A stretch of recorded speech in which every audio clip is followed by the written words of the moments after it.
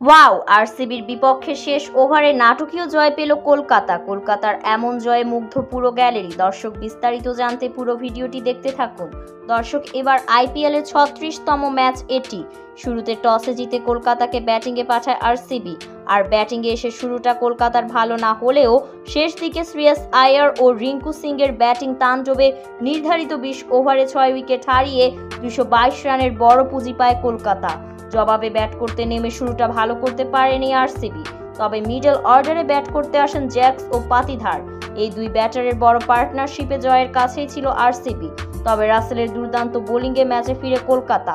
আর শেষ ওভারে যখন দরকার 21 রান, সেখানে কলকাতার অধিনায়ক শ্রেয়াস আয়ার বল তুলে দেন সবচাইতে দামি বোলার মিচেল স্টার্কের হাতে।